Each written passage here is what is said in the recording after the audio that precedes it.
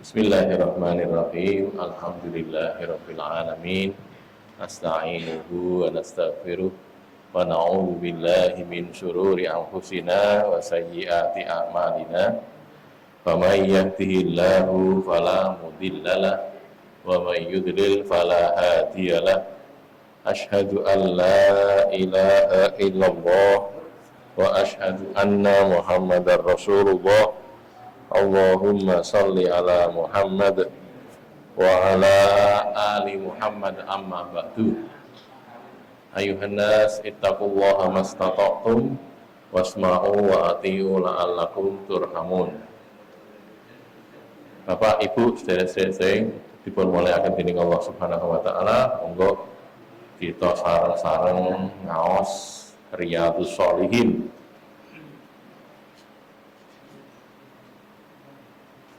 Hadis kaping 1858 atau hadis ke-49.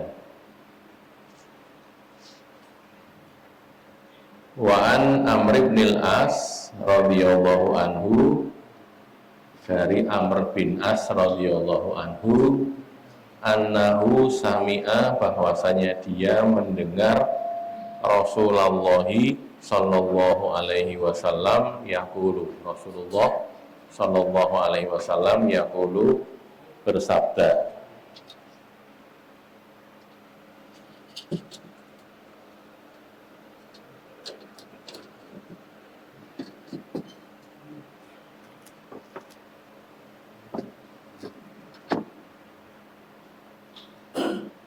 Nabi ngendika, idza hakamal hakimu, apabila hakama menetapkan hukum, apabila menetapkan hukum, siapa al hakimu, seorang hakim, qadhi, hakim, ya, fajtahada, kemudian dia berijtihad, ditulis dulu ya, ijtihad gitu, nanti kita terangkan. Dia berijtihad, summa asoba, kemudian dia benar, ijtihadnya itu benar, falahu ajroni, maka dia mendapatkan 2 ganjaran, 2 pahala, maka dia mendapatkan 2 pahala. Wa idza hakama, dan apabila dia menetapkan hukum, hakama menetapkan hukum, wajtahada, dan dia berijtihad, ditulis dulu ya, berijtihad, nanti saya terangkan ijtihad itu apa. Fa'akhto'a, lalu dia salah, fa'akhto'a, lalu dia salah dalam berijtihad itu, falahu ajrun, maka dia mendapatkan 1 pahala. Apabila seorang hakim itu menetapkan hukum, dia berijtihad, terus benar ijtihadnya, dapat 2 pahala. Kalau dia berijtihad, ijtihadnya salah, dapat 1 pahala. Sekarang kita terangkan dulu, ijtihad itu apa toh? Ijtihad itu apa? Ijtihad dari kata-kata ijtahada, asal artinya bersungguh-sungguh, tenanan. Ijtihad itu sungguh-sungguh berijtihad. Cuman maksudnya di sini bukan bersungguh-sungguh saja, tapi dia menetapkan hukum, ya, pada perkara-perkara yang tidak ada dalilnya, baik dalam Al-Quran maupun dalam Al-Hadis. Betul. Enten perkara niku sing teng Quran ora eneng, tidak diputusi dalam Al-Quran, tidak juga diputusi dalam hadis. Maka seorang hakim itu kemudian berijtihad, nah gitu, berijtihad, menetapkan itu dengan dasar ilmunya, ilmu Quran, ilmu hadis yang dia miliki, terus menetapkan itu namanya ijtihad. Nah gitu ya, ijtihad. Contoh yang paling gampang saja ya, contoh yang paling gampang, masalah-masalah yang ada sekarang ini, yang dulu belum ada, gitu, dulu belum ada. Nah ini yang paling gampang, rokok aja lah, rokok ini hukumnya apa? Nah, ngoten. Digoleki teng Quran kan mboten enten nggih. Apa nek rokok teng Quran mboten enten. Hadis mboten. Zaman Nabi ra eneng masalahnya. Rokok niku disebut dahar apa ngunjuk? Nah, niku kan. Iki ngunjuk apa dahar? Ya ora ngunjuk ora dahar. Lah apa? Kan gitu kan. Makanya itu perlu istihad. Nah, gitu. Maka ulama yang menetapkan hukum rokok itu dia beristihad. Beristihad berdasarkan ilmunya, ya, ilmu Quran, ilmu hadis, tahu masalah tafsir, tahu masalah hadis, mendalami itu, terus dia menentukan berdasarkan ilmunya itu. Saya yang bicara juga belum termasuk mujtahid, masih kurang ilmunya, gitu loh ya, saya kurang ilmunya. Itu ulama-ulama yang mereka punya ilmu Quran, mendalami Quran, coro sinau pun katam ngoten lho, saking Fatihah tekan Anas pun katam, tahu masalah kitab-kitab tafsir, sudah bisa baca kitab tafsir, belajar hadis juga gitu. Bukhari, Muslim itu dia mengerti, memahami gitu. Itu ya, atas dia beristihad dengan ilmunya itu. Hasil istihad itu mungkin bisa berbeda. Gitu. Kembali ini contoh saya contohkan saja. Hukum rokok. Ulama A dengan ilmunya dia beristihad menetapkan hukumnya itu makruh. Misalnya saja. Ulama B dia beristihad dengan ilmunya menetapkan hukumnya haram. Ulama C dengan istihad dengan ilmunya dia menetapkan hukumnya mubah gitu. Beda-beda. Lah karena ilmunya ya masing-masing berbeda-beda. Nah ini kalau ya asalkan itu istihad, okay? Istihad itu hasil istihad satu dengan yang lain itu tidak bisa saling menggugurkan, tidak bisa. Jadi yang ulama A yang mengatakan haram ini tadi atau makruh tidak bisa menggugurkan. Lah kok mubah iki piye? Kudu melu aku. Tidak bisa begitu. Karena masing-masing sudah menggunakan ilmunya. Ngoten lho. Makanya beda-beda tidak apa-apa, berbeda tidak masalah. Tapi yang jelas dia menetapkannya itu berdasarkan ilmunya. Sekali lagi ya, ijtihad itu menetapkan satu hukum yang tidak diatur perkara hukumnya itu tidak ada dalam Al-Quran, tidak ada dalam Al-Hadis. Itu sehingga dia perlu beristihad. Karena syaratnya itu tidak ada dalam Al-Quran, dalam hadis, mestinya orang yang mujtahid, seorang yang beristihad itu mesti harus tahu Quran dulu. Ngoten lho ya. Kudu ngerti Quran sih, paham awal tekan akhir. Hadis sing ngoten, mudeng sih. Lah yang belum tahu sinau, urung mudeng Quran urung katam, ngoten nggih. Kok katam apa Qur'an urung rampung, misalnya ngoten nggih. Ya ora kena istihad to. Kan gitu loh. Kok kayak enek dengan Ali Imran, kan betul nggih? Gitu loh maksudnya. Jadi dia ngomong aku arep istihad. Lah ning Quran ora eneng. Sik kowe sinau Quran sepiro? Aku ya wis sinau juz amma, rampung misal. Lah lagi juz amma, Quran juz 30 lho. Iki lagi juz 30. Kan gitu ta nggih? Nah, kan tidak boleh. Kenapa? Mungkin saja ada di tempat lain dalam Al-Quran, dia belum tahu, gitu loh. Makanya kan tidak bisa atau beristihad. Makanya seorang mujtahid itu syaratnya banyak. Di samping Quran paham, hadis paham, juga harus paham bahasa Arab, paham usul fikih, paham fikih, macam-macam. Syaratnya banyak, gitu loh ya. Orang sekedar mudeng atau sekedar pernah ngaji, bukan sekedar itu, gitu ya. Makanya tadi yang dikatakan hakim di sini memang dia orang ahli ijtihad, dia punya kemampuan untuk beristihad. Ya, satu ya, di ijtihad adalah seperti itu. Nanti kalau ada pertanyaan sudah ini. Kemudian di sini dikatakan idza hakamal hakimu. Al-hakim di sini maksudnya al-qadhi. Qadhi itu orang yang menetapkan perkara, gitu loh. Hakim orang yang menetapkan perkara. Di sini yang karena dia dikatakan fajtahada, beristihad, maka itu kembalinya kepada perkara yang ditetapkan ini urusan agama, gitu loh. Urusan din, mungkin urusan muamalah, mungkin masalah dominuku, masalah warisan gitu. Iya, tapi masih dalam kaitan din gitu. Sehingga yang dikatakan istihad di sini ini itu kembalinya ke masalah din. Betul, Quran hadis itu tadi. Ya. Jangan lantas maaf dibawa ke arah umum. Berarti ini hakim, ini ya, saya tidak mengatakan bahwa hakim-hakim di Indonesia itu apa namanya mesti buruk, tidak. Tapi ini hadis ini tidak bisa kalau kita terapkan ke hukum-hukum ini, hukum hukum positif ya, hukum positif tidak bisa. Karena ini urusan masalah din, gitu loh.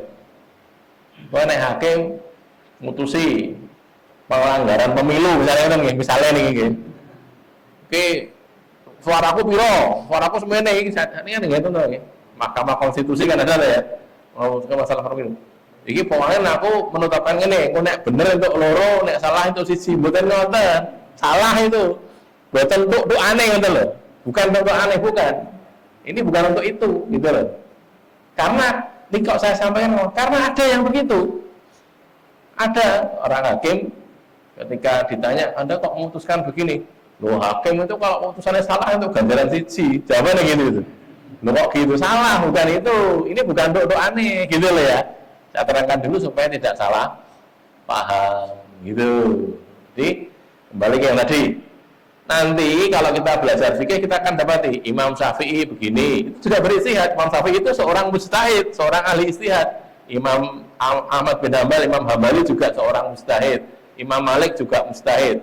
Sehingga mazhabnya kan beda-beda, gitu. Itu mereka beristihad, gitu. Jadi menetapkan berdasarkan istihad, ada masalah Quran nggak ada, hadis reneng, mereka beristihad, gitu loh. Ya, jadi makanya nanti apa namanya kedudukannya berbeda-beda satu dengan yang lainnya. Tidak apa-apa, karena masing-masing memang punya hak, punya kemampuan untuk beristihad. Nah ini lalu ini, maka karena dia sudah bersungguh-sungguh, gampangannya ya, dengan ilmunya, gulai tenan ora ketemu tenan, wis reneng misal, tidak betul-betul tidak ada. Padahal masalahnya ada sekarang ini. Iya, akhirnya mereka beristihad para ulama itu. Maka kalaupun salah, kalaupun keliru, ganjarannya eneng, gitu loh.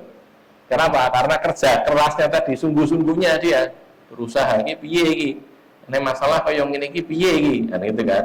Lalu mereka beristihad berdasarkan dalil-dalil yang ada. Ya, dalilnya langsung bicara masalah itu tidak ada, tapi yang member-member yang keadaannya itu ada. Karena nanti juga ada yang disebut dengan kias. Tambah lagi, bukan tidak tambah bingung.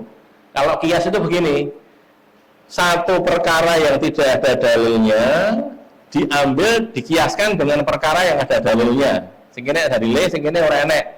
Dengan kesamaan ilat. Ilat itu sebab. Ini kejadiannya memang podo karo kae, maksud baru podo, ini beda, ini digawe ini ku jenenge kias. Lain waktu kita belajar ya, tapi bukan sekarang waktunya. Itu ada ijma, ada kias, itu juga jadi satu dalil. Ya, baik, sebelum lanjut, barangkali ada pertanyaan, mudah-mudahan bisa dipahami ya. Belum paham, silahkan barangkali ada pertanyaan masalah istihad ini. Monggo.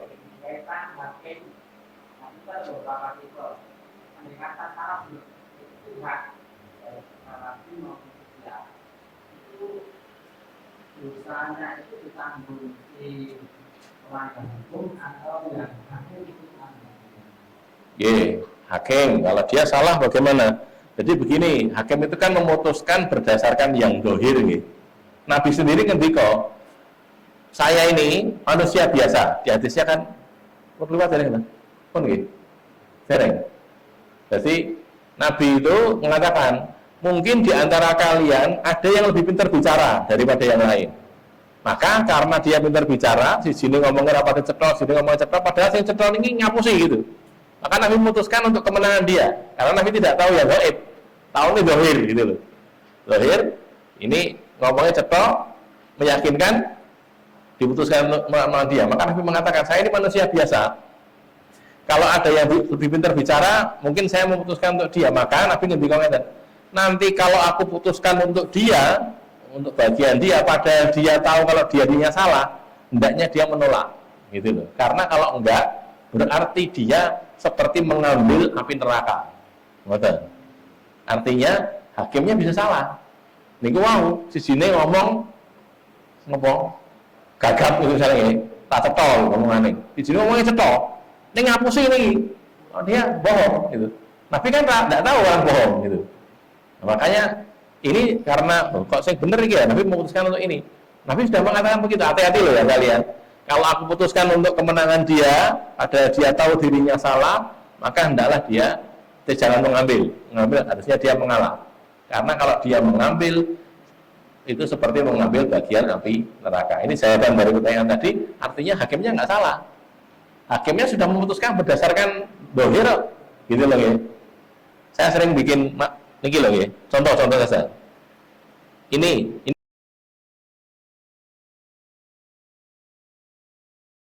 logo lah biasanya nih, logo lah terus nyata nih. Ini kitab pulau nih. Terus suatu saat saya jual ini, ada Pak Satijo nih, Pak Satijo, Pak Tumbang aja. Pinter kan? Ya pinter lah, 10.000 atau 20.000. Atau bukan lah, gak ada 20.000. Abang Leo, terus dibutuh Pak Jo pula. Orang-orang bapak-bapak yang biasa lihat ini punya saya kan, saya jualnya ke Pak Jo ini diem-diem, nggak cerita-cerita gitu loh. Suatu saat Pak Jo nggawa ini yang mesti dituku tau ya, gawa. Terus keluar mengarep orang Pak Jo putih, pulau, jangan ngira balik-balik kayak gitu kan. Itu kalau saya minta kesaksian, beneran pasti ngomong, bener Pak Irwan kapan ini kan oleh-oleh. Itu gitu itu loh. Gitu itu hakim memutuskan milik saya karena yang diketahui memang milik saya kok. Jual belinya itu di bawah tangan gitu. Tidak ada yang tahu gitu loh. Contohnya itu tadi ngoten niku gitu. Hakimnya melihat, loh biasanya sing nggo kono apa saksine iki ngene sapa? Ngene Pak Erwan kabeh apa gitu kan. Ya sudah jadi milik saya padahal itu dosa gitu tuh. Yang dosa saya kalau saya ngeyel gitu loh. Wong wis ditolak gitu. Ning niku momo lho nggih. Niki jare kula lho. Oh dijalo Pak Jo, ngoten nggih. Ini umpama saja. Hati. Gitu ya. Jadi prinsipnya yang jadi masalah itu, yang kena dosa itu yang berperkara. Karena hakim melihat yang dohir saja. Dohir piye gitu. Dia tidak tahu hakikatnya, tidak tahu hakimnya. Gitu? Ada lagi? Oh enggak?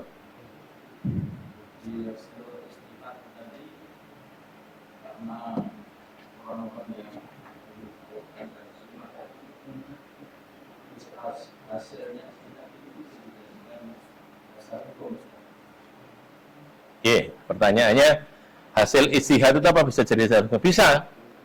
Bisa jadi dasar hukum. Jadi kalau kita kan istilahnya mutabik, kita mengikuti istihadnya ulama boleh. Jadi aku kok cenderung pada ulama ini, saya kok melihat ini benar ya sudah ikuti itu boleh, nggak apa-apa. Jadi dasar hukum. Tapi kalau kita yang beristihad ya tidak bisa. Tapi kalau orang lain, orang yang memang punya kemampuan, kita ngikuti boleh. Seperti mazhab itu loh, mazhab Imam Ahmad, mazhab Imam Abu Hanifah, Imam Hanafi, Imam Malik dan sebagainya. Mereka punya pendapat sendiri-sendiri. Nah kita mengikuti pendapat-pendapat itu boleh, gitu. Satu sama lain kita lihat tuh. Oke, kok saya melihat ini lebih kuat, ya mengikuti boleh. Jadi mutabik namanya. Ada lagi? Monggo. Negara kita kan bukan negara Islam. Iya. Jadi kalau hakim menetapkan negara itu apa pendapat Anda? Hakim menetapkan kebenaran tapi tidak pakai hukum Islam. Iya. Jadi begini, semua itu tergantung niatnya ya. Innamal a'malu binniyat. Jadi jangankan kok masalah itu, masalah-masalah yang lebih sepele saja lah. Kita membantu orang sedang kesulitan gitu, itu dapat pahala juga. Kita jadi guru ngulang muridin, kalau niatan inilah ya dapat pahala juga. Cuman sekarang ini kalau masalah hukum memang, kalau itu kaitannya terutama dengan hukum-hukum yang sifatnya itu ini, hukum apa istilahnya, pidana, nah itu yang jadi masalah. Karena kalau kita mempidanakan orang, hakim itu kan ya, menetapkan hukum, iki hukumannya penjara, iki hukumannya gini lah, itu dasarnya memang bukan dasar Islam masalahnya, kan gitu.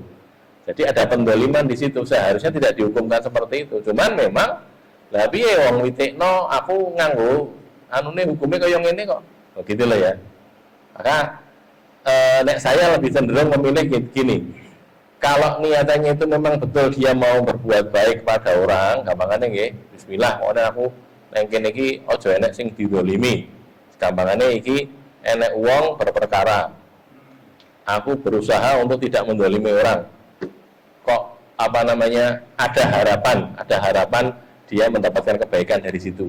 Gitu loh nggih. Saya tidak mengatakan bahwa dia itu kemudian untuk ganjaran mboten, tapi ada kebaikan yang dia dapatkan. Karena bagaimanapun juga niatannya kan apik nggih. Niatannya iki pengen ngedeke sing bener. Nah, gitu loh, kebenaran.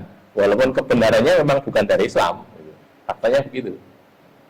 Jadi kalau tadi saya katakan untuk yang ini tidak bisa berlaku untuk itu, betul sakit, karena ini hukum Islam. Kalau yang dipakai itu bukan hukum Islam. Tapi apakah dia tidak berpahala? Ya hukum-hukum untuk kalau memang benar dia niatannya lillahi ta'ala untuk menegakkan kebaikan, kebenaran, mudah-mudahan saya dapat pahala. Tapi kalau memastikan saya tidak berani, ya dalilnya tidak ada. Ada lagi? Cekap? Monggo.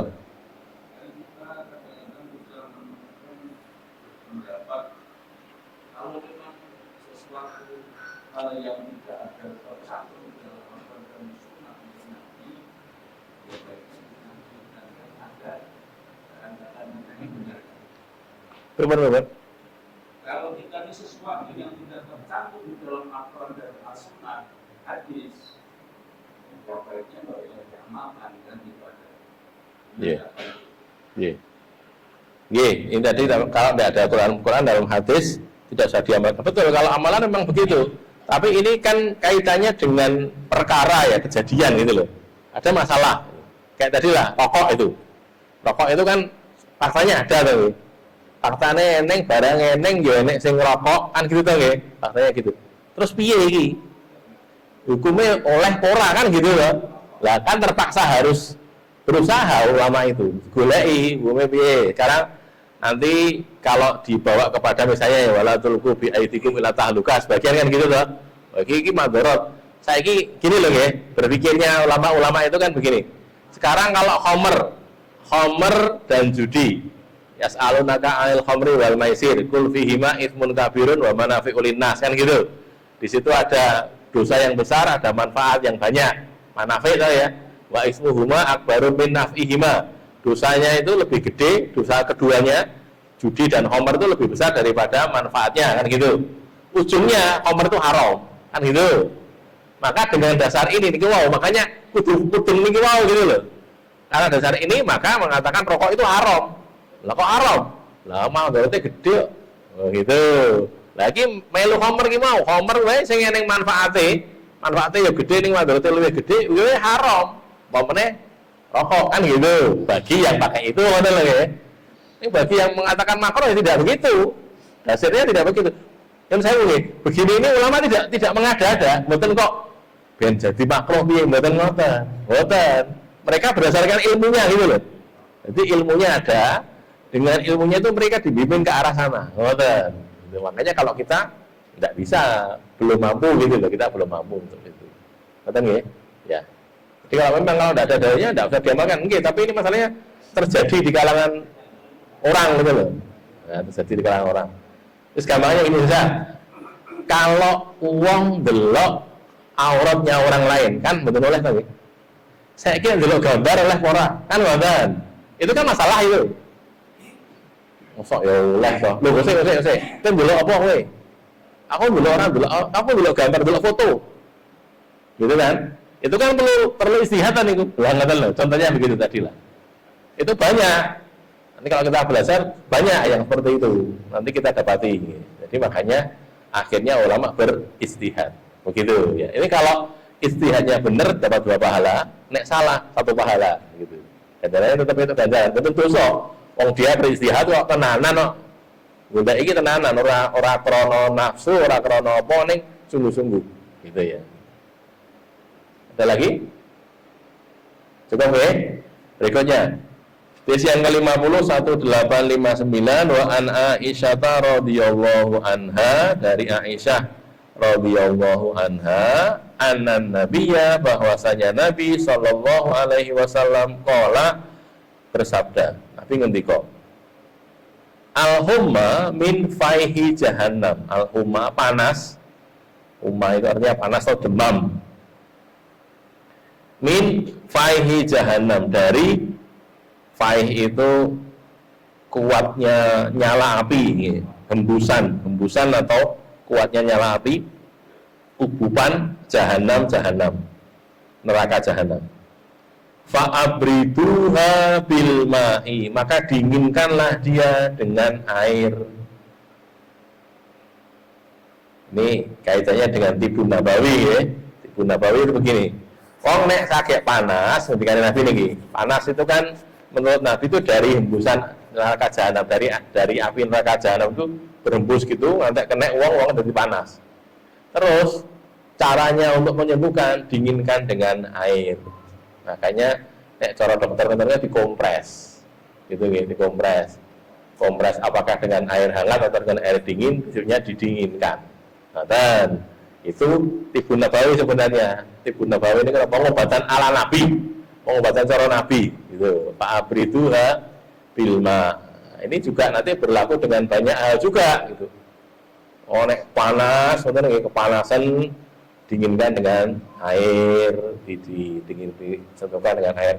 Kadang-kadang lari-lari nengok step bener panas banget, step mereka malah digusur banyu, malah begitu. Sebagian malah menyuruhkan anaknya itu dipegang gitu, terus dicelupkan air bentar, terus diangkat lagi.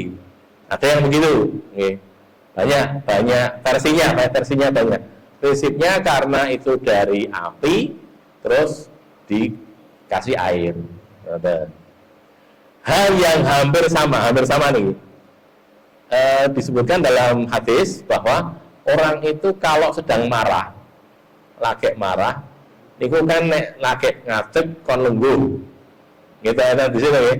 Nek lagi lungguh kon nopo berbaring, atau kalau dia sedang marah suruh wudu. Ulama membahas kenapa kok disuruh wudu? Karena marah itu dari setan. Setan itu dari api. Caranya supaya hilang marahnya berwudu. Ini hal lain ya, bukan contoh yang lain begitu. Nah, Nabi ngajarin begitu.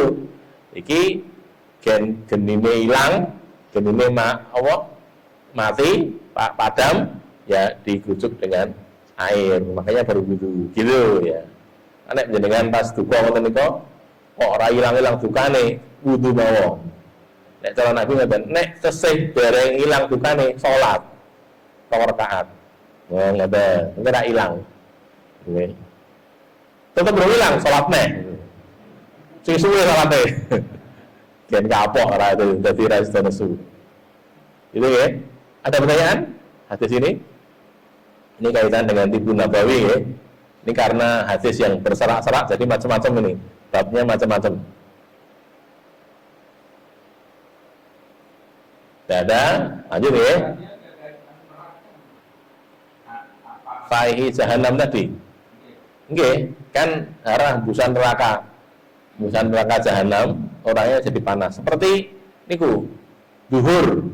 Ini juga ada syariat, ngomong ingat ya. Nabi itu kalau duhurnya panas banget, niku diundur duhurnya ini. Ini yang jarang dipraktekkan ya. Nabi itu kalau sangat panas, itu mereka Nabi ngendika gini, fa'abridu bisolat, tunggu dingin untuk sholat itu. Jadi panas banget, ngenteni dingin gas, untuk diundur duhure dan untuk adem. Kenapa? Nabi juga ngendika waktu itu di hadis Bukhari ada ya, yang saya kalau betul kelingan itu betul. Nabi ngendika karena sangat panas itu dari neraka jahanam juga, dari neraka, hembusan neraka. Maka kalian tunggulah sampai agak dingin, ngoten. Itu kalau Nabi pernah mengatakan begitu. Jadi kalau sholat, 2 sholat ya, yang pertama zuhur itu bisa diundurkan sedikit, yang kedua isya. Isya itu malah yang bagus, paling bagus itu sholatnya agak malam. Jadi kalau coro hitung-hitungan malam itu dibagi 3, betul nggih? Sepertiga awal, sepertiga tengah, sepertiga akhir. Maka sholat isya yang paling bagus itu di sepertiga yang awal tapi di bagian akhir. Sepertiga yang awal, ini bagian akhir gitu. Itu yang paling bagus, atamah namanya, sholat atamah itu. Cuman Nabi tidak suka tidur sebelum itu, sebelum sholat isya. Masalahnya itu. Nanti nimbang lo diundur, jadi ini malah sholat isya, ya neng awal wae, kan ngoten ta nggih. Nabi juga jarang. Nabi sendiri pernah praktek itu tapi jarang, karena beliau mengatakan laula an asyqa ala ummati la amartuhum bil atamati. Kalau aku tidak khawatir memberatkan umatku, aku akan perintahkan sholat atama, sholat isya yang diundur tadi. Tapi karena khawatir memberatkan umat beliau lebih sering sholat isya di awal waktu. Ada lagi? Belum lanjut? Silahkan kalau masih ada. Lanjut ya. Hadis ke-51 1860. Wa anha, dan darinya dari Aisyah juga radhiyallahu anha, semoga Allah meridainya, anin Nabi sallallahu alaihi wasallam, dari Nabi sallallahu alaihi wasallam, qala, beliau bersabda, Nabi ngendika, man mata, barang siapa yang mati, sapa sapane wong kang mati, wa alaihi saumun, dan dia itu punya tanggungan puasa, alaihi jadi tanggungan dia, kewajiban dia saumun puasa, soma anhu waliyuhu, soma berpuasa anhu darinya, berpuasa untuk mengganti tadi, nanti dia siapa waliyuhu walinya. Muttafaqun alaih. Hadis ini diriwayatkan oleh Bukhari dan Muslim. Wal mukhtaru jawazu shaumi amman mata wa alaihi shaumun li hadzal hadis. Pendapat yang terpilih al-mukhtar, pendapat yang terpilih adalah jawazu shaumi, bolehnya puasa, aman dari orang yang mati wa alaihi shaumun, dan atasnya itu ada tanggungan puasa, li hadzal hadisi, berdasarkan hadis ini. Wal muradu bil wali, dan yang dimaksud dengan wali adalah al-qaribu, kerabat, sanak kerabat, warisan kana au ghairu warisin, baik ahli waris maupun bukan ahli waris, kerabatnya itu namanya wali, itu gitu.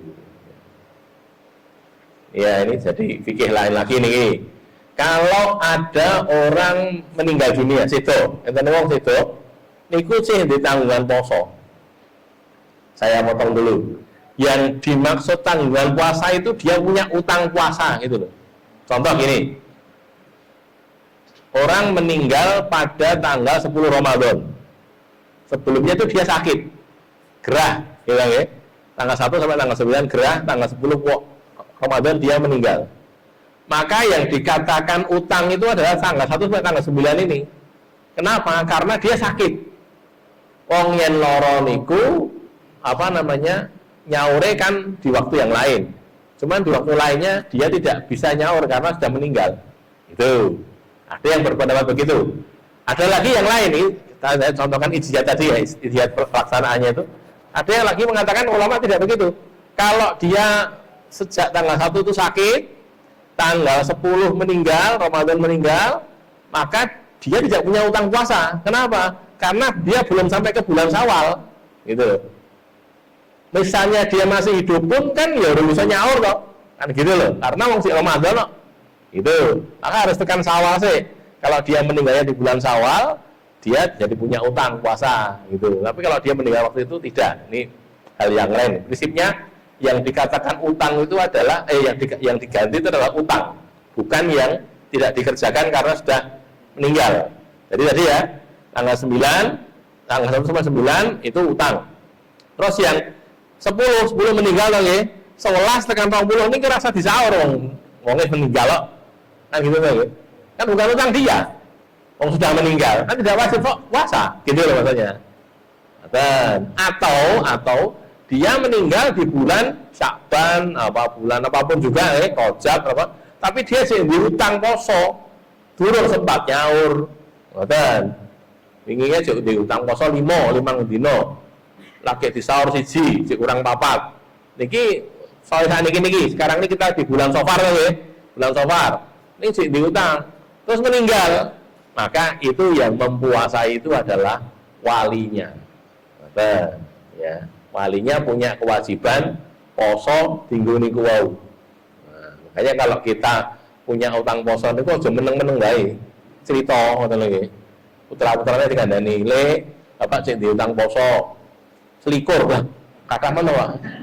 Ya Bapak bawa utang poso. Aku ora kuat Le. Wis kuat ora kuat dah. Nanti anaknya yang mempuasai itu. Itu oleh gitu. Ini Bapak sedo utang posone 30 dino. Putrane 5 itu 66 berarti. Ngoten lho ya. Tuh, gue 6 ya. Nah, untuk ganti puasanya Bapak tadi. Ini ada hadis yang lebih detail.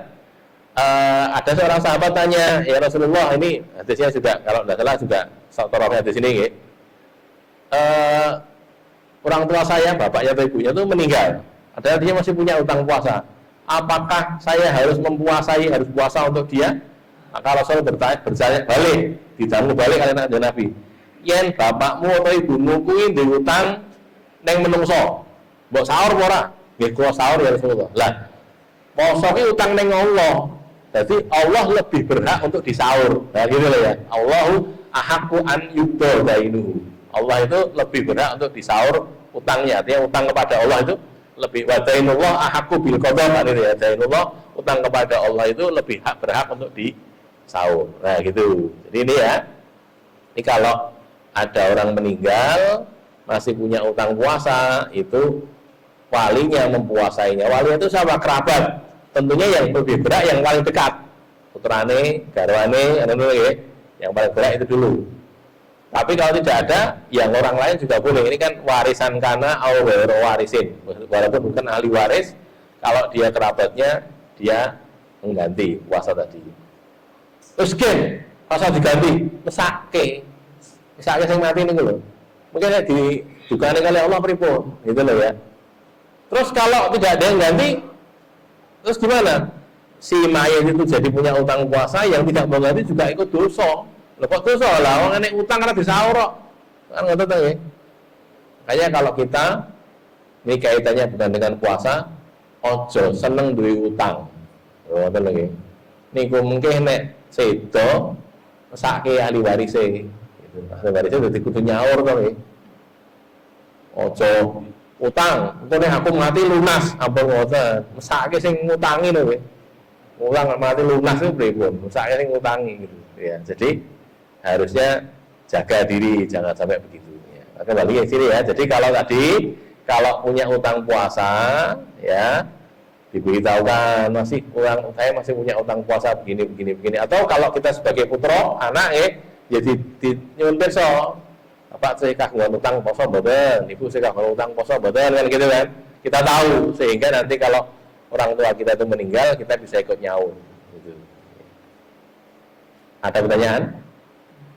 Monggo. Nggih. Untuk yang membayar utang puasa, maksudnya karena iman. Rata-rata mereka membayarkan fidyah. Yang itu yang anak orang lain membayarkan utang puasa. Dan aku mereka rata-rata membayarkan fidyah dari utang puasa yang kalau memang bapaknya atau ibunya yang tidak berpuasa itu memang wajibnya bayar fidyah, ya dibayar fidyah.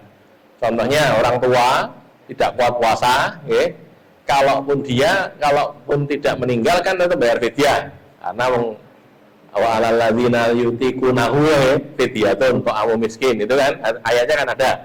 Kalau emang dia tuh harusnya bayar fidyah, ya dibayar fidyah. Tapi kalau harusnya dia puasa, kayak tadi sakit itu harusnya dibayar puasa, bukan dibayar fidyah.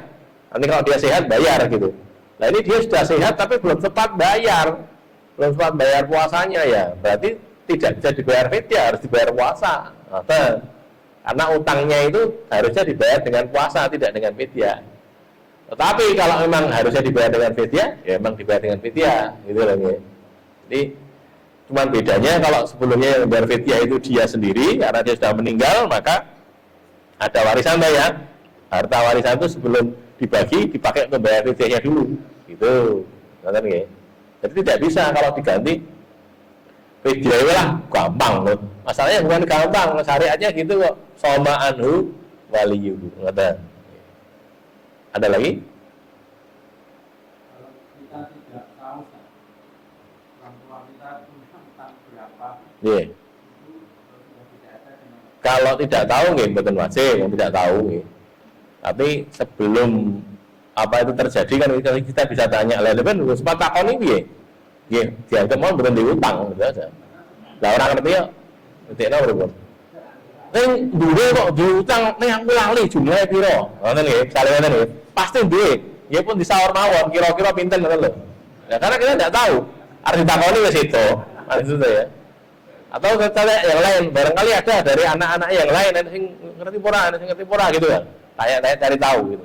Kalau pasti punya utang, tapi kita tidak tahu jumlahnya, gitu saja ditempuh. Nanti ada sing 5, ada sing 6, ada sing 7 ya, sing aman itu ya, kan ngoten lagi. Karena toh kalau itu turahan, ganjarannya jadi ganjaran orang yang menjalankan. Niku sing nyaur niku itu ganjaran, jangan dikira itu gurdimunya boten. Orang yang somaan luar ini dapat pahala juga gitu loh. Tidak kok tidak dapat pahala, gitu itu ganjaran. Gitu. Karena dia mengerjakan kewajiban, ganjarannya malah besar karena mengerjakan kewajiban dia. Ada lagi? Tidak ada ya, ini agak panjang sedikit, mudah-mudahan selesai. 52 1861 wa an Auf bin Malik ibni Tufail anna Aisyah radhiyallahu anha haddatsat menceritakan anna Abdullah ibn Zubair radhiyallahu anhuma bahwasanya Abdullah bin Zubair radhiyallahu anhuma qala berkata fi bai'in au ata'in tentang bai'in jual beli atau tinuku jual beli au ata'in atau pemberian yang aqtadhu Aisyah tuh memberikannya Aisyah memberikannya Aisyah radhiyallahu taala anha. Aisyah istri Nabi, garwane Nabi radhiyallahu taala anha, aqtadhu memberikannya. Jadi Ibnu Zubair itu berkomentar tentang jual beli atau pemberian yang dilakukan oleh Aisyah. Abdullah bin Zubair niku ponakane Aisyah. Nah, jadi Aisyah punya anak punya kakak namanya Asma. Mbak Yu jenenge Asma. Asma itu ibunya ini, Abdullah bin Zubair ini. Jadi Abdullah bin Zubair itu anaknya Asma binti Abu Bakar. Ponakane Aisyah. Apa komentarnya Abdullah bin Zubair? Wallahi demi Allah, la tantahiyanna Aisyatu la nantahiyanna Aisyata sungguh Aisyah tuh nggih la tantahiyanna Aisyatu sungguh benar-benar berhenti Aisyah berhenti dari jual beli atau pemberian tadi aula ahjuranna alaiha atau aku benar-benar akan menahan dia menahan menghalangi alaiha atas dia. Jadi ini ponakannya komentar tentang bully gitu loh. Bully ini nek tuku banyak beli barang kemudian banyak diberikan orang. Berikan dan sebagainya gitu. Jadi terlalu royal katanya gitu di komentarnya begitu. Maka pokoknya Aisyah berhenti atau nanti tak tahan, tidak boleh lagi memberi. Itu begitu. Prinsipnya ngelokne bully. Qalat Aisyah bertanya, "Ahwa qala hadza?" Apakah dia mengatakan begitu? Jadi ini ngomong betul ngajenge Aisyah di luar gitu lah. Aisyah tidak dengar langsung. Maka ketika diberitakan kepada Aisyah tanya, "Apa betul Abdullah bin Zubair mengatakan begitu?" Qalu mereka menjawab, "Na'am ya." Iya betul. Niku ponakane jenengan niku ngomong yang niku wau. Qalat Aisyah berkata, "Huwa lillah." Dia lillahi, karena Allah, untuk Allah. Alaya atasku nazrun nazar. Saya bernazar untuk Allah. Nah, gitu.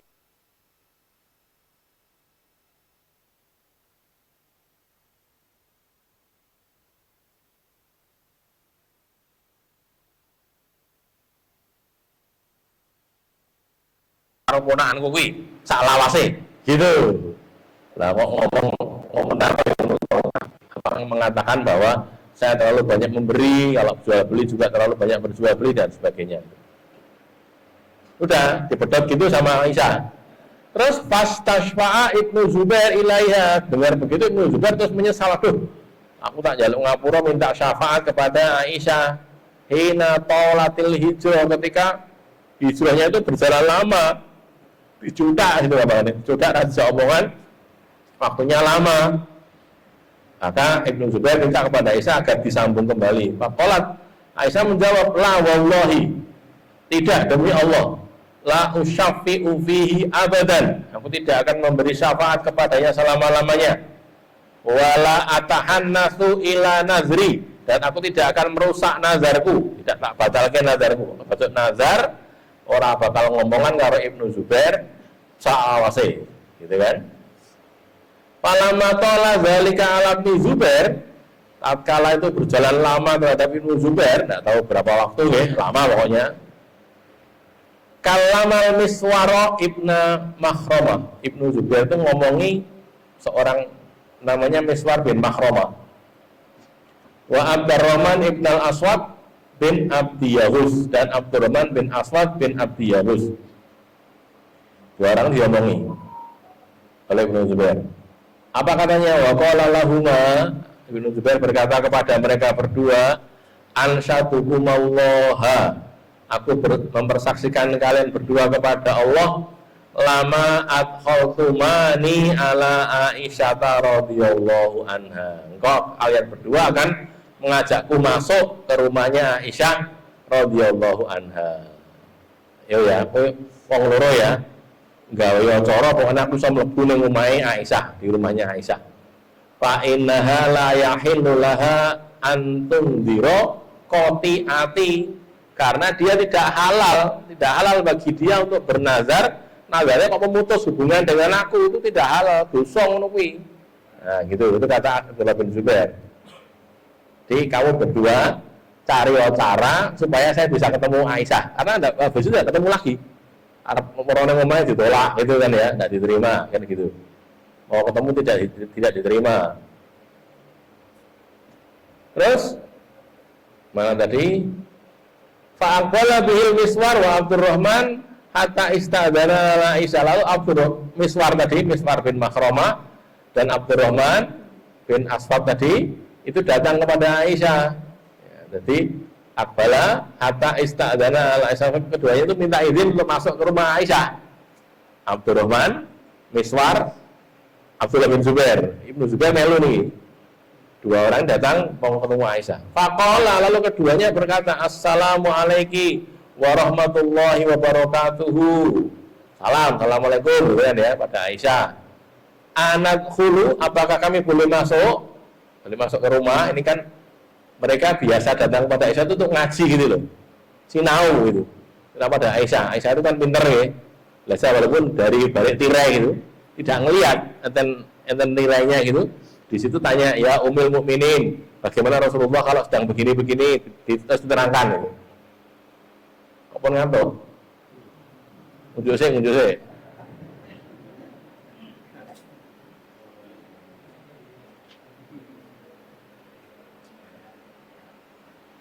Kan ya, jadi biasa datang pada Aisyah dan istri Nabi yang lain untuk belajar, untuk ngaji tentang hadis Nabi. Sudah, lalu boleh kami masuk? Qalat Aisyah berkata, udkhulu, masuklah kalian, mlebu gitu. Qalu, mereka berkata, kulluna, kami semuanya. Niki wong kan sing ngomong wong loro to nggih. Sing ngomong Abdurrahman kali Miswar, ning Abdullah bin Zubair melu gitu lho. Ning meneng wae deh. Ora ngomong gitu. Kulluna, semua kami boleh masuk. Qalat Aisyah, na'am, iya. Apa yang mlebu kabeh gitu. Taunya Aisyah ada dua orang itu saja. Udkhulu kullukum, masuklah kalian semuanya. Wala ta'lamu anna ma'ahuma Ibnu Zubair. Aisyah tidak tahu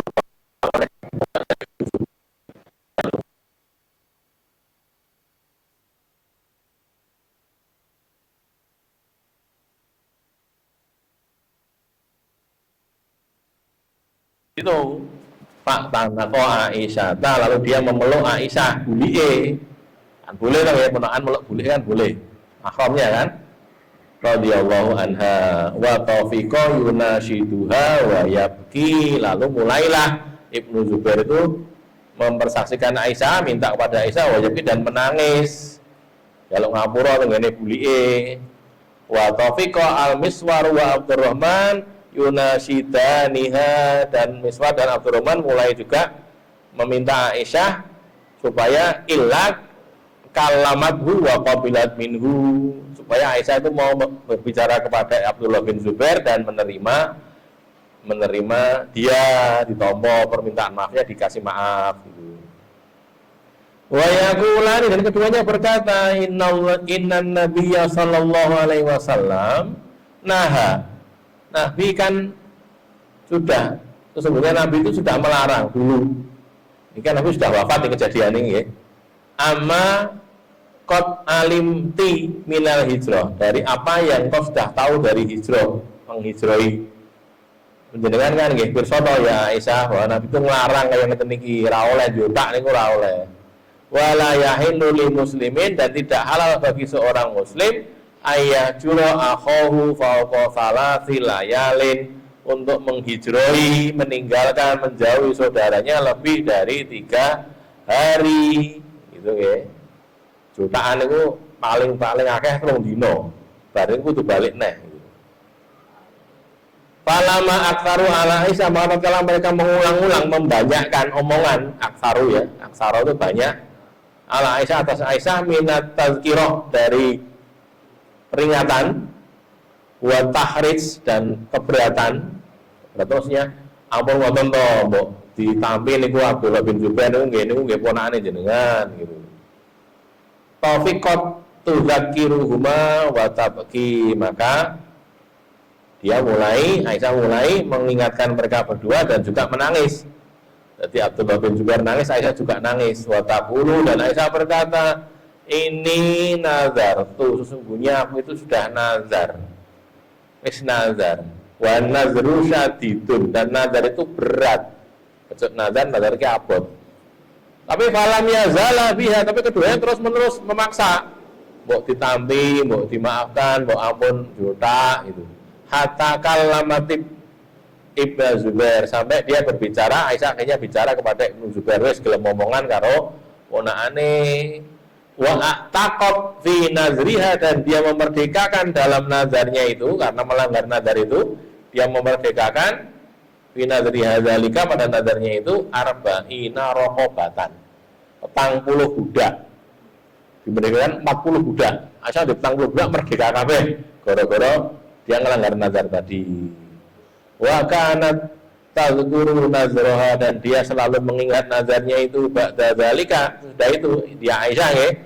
Aisyah mengingat itu, wa atabki, lalu dia nangis, hatta tabulu dumu'uha khimaroha, sampai membasahi dumu'uha, air matanya, ilune Aisyah membasahi khimaroha, kerudungnya. Khimar itu kerudung.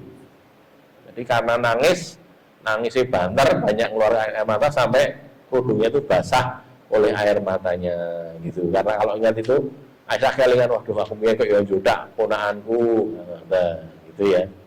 Itu ceritanya begitu. Ini banyak hal ya, mudah-mudahan bisa kita selesaikan. Satu, kadang-kadang komentar itu nggih marai wong anyel gitu.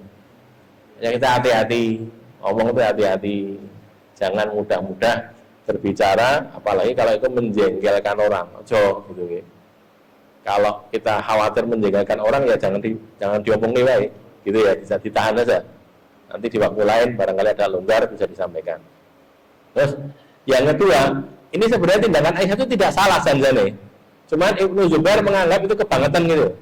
Aisyah ini memang senengane nopo infak, suka berinfak. Nah karena banyak berinfak, beli terus diinfaknya gitu, maka Ibnu Zubair mbok aja kaya ngono kuwi to boleh gitu makanya. Jangan begitulah. Ya apa infak ya infak, tapi jangan keterlaluan. Menurut Ibnu Zubair keterlaluan. Gitu loh, sehingga dia berkata begitu. Nah ini jane sing bener sing ndi kita tidak tahu, tapi yang jelas memang Aisyah itu suka berinfak. Infaknya banyak gitu. Contohnya ini loh, untuk melanggar nazar sing dimerdekakan budaknya 40. Padahal sebenarnya kan cukup satu tuh ya. Merdeka satu budak cukup untuk melanggar sumpah itu. Jadi tidak harus 40, tapi dia mau berinfak segitu banyaknya itu tadi. Ya itu memang satu kelebihan sekaligus kekurangan. Nek kakean ya jatuh kekurangan juga tuh ya. Tapi memang Aisyah itu termasuk orang yang lomo, banyak berinfak. Nah, kemudian yang kedua, ini bukan karena Aisyah tidak tahu hadis itu sebenarnya, cuman mungkin gara-gara khilaf saja lah, lupa. Khilaf. Jadi yang ngerti nek jutak telung dino punjul iki ora oleh gitu. Tak jutak wis aku ora omongan karo Ibnu Zubair. Ora-ora ngelokke aku wis tak omongan. Mboten niku mboten oleh. Gitu ya. Kita tahu kan hadis sudah lewat juga tentunya orang itu kalau harus berpisah dengan orang sama muslim itu goro-goro anyel misalnya kan nggih. Gegeran anyel terus aku rawongan. Ngoten niku maksimal 3 dina to. Aja punjul ke 3 dina. Nek punjul nggih dosa. Gitu loh ya. Yang paling baik dari dua orang yang saling hijrah tadi adalah yang pertama kali mengucapkan salam. Tadi kita dan A kali B, gegeran, mergone apa? Mergone mung enteng-entengan jane, mung masalah sampah gitu. Tanggone, tangga dekat sampai nopo ganggu gitu. Terus diloke di sini nesu, terus tak satuan. Kalau kita misalnya lagi nggih. Terus tak omongan blas. Itu kalaupun masih marah boleh, tapi maksimal 3 hari saja. Yang iso aja, yang ngantek kepeksane nggih seneng dina tok mawon. Mengki 3 hari harus berdamai. Berdamai. Aku jek ra trimo ora apa-apane tetep damai. Ngoten lho nggih. Lho piye no lah niku aturan Islam kaya ngoten niku wau. Itu lho ya. Jangan diperturutkan. Pokoknya ora tajak omongan ngantek aku mati. Jangan. Ampun. Tapi tetaplah segera menyambungi. Mungkin nek si jine gelem nyambungi, sini kok ora. Sing dosa sing ora gelem nyambungi. Ngoten nggih. Iki arep nyambungi wis salam. Assalamualaikum, ora dijawab. Cak salaman tak gelem malah melengos. Kok yen ngapura meneng wae. Ngoten nggih. Sing dosa sing ora gelem nyambungi gitu. Tapi kalau dua-duanya enggak mau semuanya, dua-duanya dosa. Gitu ya. Terus dari dua orang ini, yang paling baik yang mana? Yang nyambungi sih, yang lebih dulu nyambungi, itu yang paling baik. Itu ya, yang lebih baik adalah orang yang lebih dulu menyambung hubungan. Ngoten. Ya. Ini penting karena kadang-kadang niku wong masalah ini ku wong padune, cah cilik padu niku lho. Niki putrane keluarga mriki, niki putrane keluarga mriku. Padu, sing cah cilik kan nggih. Rebutan dolanan niku lho. Padu terus nangis. Bocah nangis, "Oh, Pak, Bu, kok lho tanggane dhewe cerita lho." Kok nesu gitu kan. Wong tuane ora trimo. Gitu. Wong tuane ora trimo terus moro ning ngono tanggane. "Kowe anakmu ku piye?" Kon padu wis. Akhirnya awale sing padu cah cilik, sidane sing padu wong tuwa. Wah gitu lho. Ibune karo ibune, bapake karo bapake ngono nggih. Padu. Anake sing padu niku mau malah gumun. Karena bocah cilik itu kan biasanya pas dulu udah ngerampung untuk bocah cilik kan nggih, gampang lali to nggih. Niki cah cilik ini wis damai pisan, wis dolan bareng. Malah gumun golek bapak ibune lho. Kok bapak karo bapak kok padu ngono. Embung nek ngopo ora mudeng gitu. Anak kecil kan gitu. Ini yang terjadi, jangan sampai. Terus rada sok omongan. Aku ora sok omongan. Mana itu tuh ya. Terus jodakan niku wau. Lho jangan. Itu loh. Anak kecil itu biasa ngoten niku wau, kadang-kadang sudah cilik niku nggih, niku wau. Padu, engko rampung sebentar sudah selesai. Anak kecil tidak model begitu. Lah sing tuwa niku sing cah cilik sak jam rampung, sing tuwa ngantek 1000 jam rampung. Gitu nggih. Jangan dijaga gitu loh ya. 3 hari saja, maksimal 3 hari, tidak lebih dari itu. Wis, ya wis, saiki ayo damai. Ngoten nggih. Baik, kembali ke sini tadi. Jadi Aisyah begitu ya, itu yang kedua. Yang ketiga, bolehnya orang membuat cara ben dadine iso damai. Niki ku kan mboten ngapusi jane, tapi bikin napa rekadaya gitu loh. Lah aku mlebu omah ra iso. Nek cara sakniki ya ngirim WA ra dijawab, telepon ra diangkat cara sakniki nggih. Ra iso gitu ya wis. Saiki enak wong loro arep takon ning Aisyah, aku tak melu. Bludus gitu loh. Bludus. Wong loro takon kono, niku takon. Oleh mlebu ora? Asal mlebu mboten iki, ya mlebu. Sedaya nggih, ya kabeh. Kabeh padahal ora wong loro tok, wong telu yo boleh. Nah niku melu gitu loh. Boleh. Jadi ngakali sesuatu agar jadi baik itu boleh. Mboten napa-napa. Ini nanti bergeser sedikit nggih dengan orang mendamaikan orang lain itu juga boleh begitu. Jenengan nggih dadi pendamai niki. Iki nek mau padu A kalih B padu. Ya dadi pendamai nih. Niki jenengan ndelik ke eleke ngetokke apike niku oleh gitu. Atau malah dalam tanda kutip bohong, apusi. Niku antarane. Ngeten lho. Niki A kalih B niki jotaan. Nah, ayo dia ngomong kali A, A, dek kapan aku ketemu B, dek enak kok nih kowe lho, dek pengen damai, padahal orang itu, ngapusin nih, ngapusin, iya, terus ngomong kali B, B, A, B enak kok nih kowe lho, atau karo nak kok nih kowe pengen damai, apa iya, ini benar-benar dihapusin tapi begini ini boleh, bohong yang boleh itu begitu, jadi bohong untuk mendamaikan orang itu boleh, ngerti nggih, terus tidak ada ketemu neng omah kowe ketemu wis to. Wis kene kewuh neng omah kowe, wis kowe siapke anu suguhane wis. Nah, ketemu tuh salaman teng mriku. Ora ngerti iki wajan iki dihapusi. Ning hapusine apik niku lho. Gitu tuh boleh, gitu loh ya. Jadi sampai ke tingkat itu sudah boleh, apalagi cuma ini kan tidak bohong nih. Betul ngapusi mung istilahnya bludus niku lho nggih, bludus. Ada kontakon to. Lebus daya nggih. Ya kabeh. Padahal mikir Aisyah wong loro ternyata wong telu gitu ya. Kabeh melu gitu. Karena dia tidak menyebutkan namanya pada waktu itu. Nah, gitu. Artinya untuk mendamaikan begitu, untuk menghentikan permusuhan tadi boleh diatur dengan cara seperti itu tadi.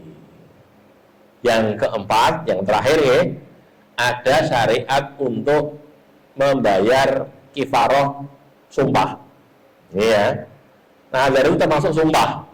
Saya nazar nanti kalau anak saya selesai kuliah, saya akan menyembelih sapi. Larangan sapi. Pedus. Gede meredus. Titik. Wah itu, boleh titik.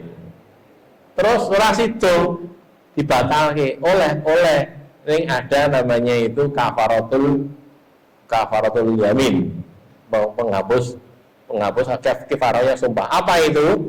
Yang pertama memerdekakan budak, itu ya. Kafaratu itu kan di ayat pertama memerdekakan budak. Kemudian kalau tidak memerdekakan budak, maka dia memberi makan orang.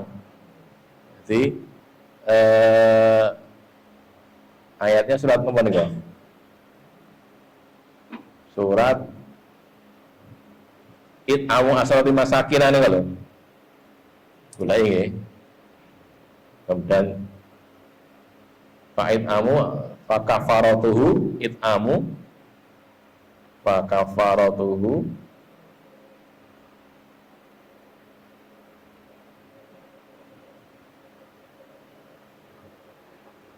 surat Al-Maidah ayat ke-89. Ya, kafarahnya itu ya memberi makan 10 orang miskin, atau apa namanya memberi pakaian mereka 10 itu, atau memerdekakan budak. Ya, pilih salah satu itu. Kalau tidak bisa, maka pasiamu salah hati ayam, puasa 3 hari. Ada. Iki wau Arab beleh wedhus, boleh situ. Nah, sudah dihapuskan nazarnya, dihapuskan. Lalu caranya tadi memberi makan 10 orang miskin, atau memberi pakaian mereka, atau memerdekakan budak, atau kalau tidak bisa, ketiga-tiganya tidak bisa, itu salah satu ya, memberi makan atau memberi pakaian atau memerdekakan budak, salah satu. Kalau tidak bisa, maka puasa 3 hari, sotong dino. Itu ya, itu kafaratul yamin, sumpah. Apa meleh nek sumpah ini ku sumpah sing ora cetha. Nek niku kan sing cetha nggih. Bledos dikek tangga-tanggane sing cetha. Enten sumpah niku macam-macam. Pokoknya engko nek aku rampung sekolah, atau anakku rampung sekolah, atau anakku rabi, omahku rampung dadi aku arep mlaku saka Klaten tekan Solo, mundur. Kayak opo kuwi. Sumpah macam-macam. Walah, nek ben ra mudeng kok. Saiki bareng ngaji mudeng ngono kuwi gunane opo kuwi kan? Nek gunane to nggih wis dibatalne wae. Terus piye? Wis kowe ngasih makan 10 orang miskin saja. Gitu loh ya. Satu kali makan, bukan 3 kali makan. Wong 10, wong malu 10 dikelompokke dikei imam sudah selesai. Atau kasih pakaian. Bisa juga. Nek budak saat ini menggunakan budak ya. Wih, ora iso, aku ora duwe, ya wis poso terus dino. Nah, itu loh ya. Itu sudah membatalkan sumpah tadi, gitu ya. Itu kalau sumpah-sumpah yang buruk begitu. Baik, ini sudah jam 9. Sebelum saya akhiri, barangkali ada pertanyaan. Kalau ada, monggo. Kalau masih ada pertanyaan, silakan.